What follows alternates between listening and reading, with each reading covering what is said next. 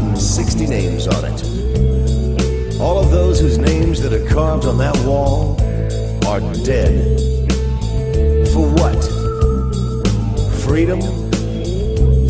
If this country had listened when kids were screaming to stop that slaughter, that wall would have been one hell of a lot shorter.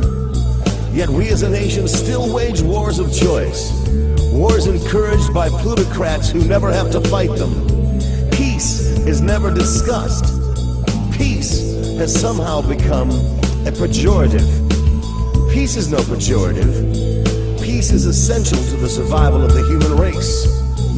And those who advocate for war are a dangerous and fearful group who should be marginalized and disavowed. War is always the last choice. The dirty fucking hippies were right.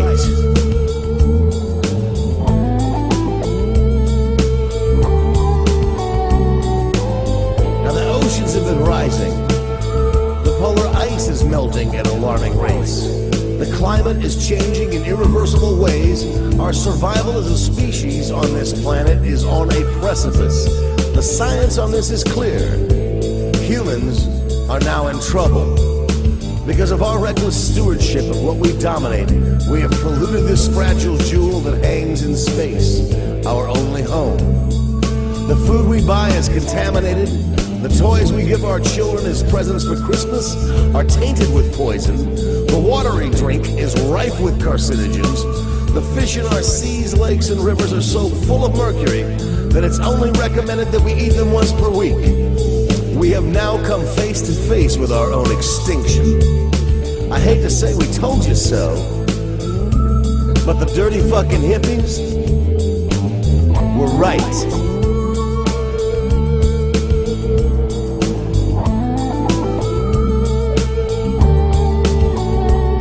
We've elected sociopath after sociopath for the last 30 years to every level of government. Many of them slaves to corporate parasites that gorge themselves at the public trough, while the most vulnerable people in our society, the sick, the young, and the elderly, go wanting. Billions of dollars in profits are being snitched up at the expense and suffering of our neighbors by the jackals that comprise our pharmaceutical companies and insurance companies, both of which pipe their diagnostic wisdom and their fake concern right into our homes via TV and radio commercials. These legal drug dealers now sell hell wares with impunity, and the insurance gamblers perform a slick game of three-card Monte right in our living rooms. Most of these drugs have a list of caveats that would make even the most dishonest used car salesman blush, and the insurance hustlers change the rules of the game just when it's time to pay up. Profiting from the suffering and pain of others, profiting from human frailty. Universal health care? It's too expensive, we're told. Gas bag talking heads on TV and radio have been complicit in this deception while being handsomely compensated for their assistance. I'll say it again. The dirty fucking hippies were right.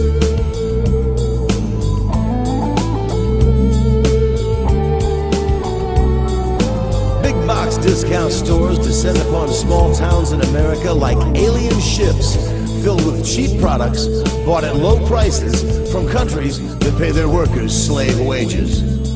Plutocrats love this business model.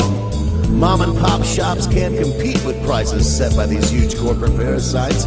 And to no one's surprise, many small businesses in these tiny hamlets fail, leaving small towns filled with empty storefronts, and even in some cases forcing these same small business operators to go to work for the very people that ruined their livelihoods.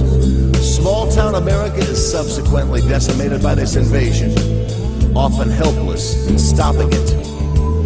Wall Street has cannibalized itself. Still hungry, feeling the pangs of their greed, they've now come to the government for their daily meal. And still, without a hint of irony, a spokesman for this ravenous tribe mounts a soapbox and has the temerity to rail against the evils of socialism. Turns out the socialism is for them. The capitalism is for us. Abby Hoffman once baited these banksters by throwing cash onto the floor of the New York Stock Exchange. To no one's astonishment, they demonstrated their insatiable greed. The gluttons couldn't help themselves. They stopped trading, got on their knees, and swept up the free loot. Wall Street should have been reined in long ago. I'll say it again. The dirty fucking hippies were right.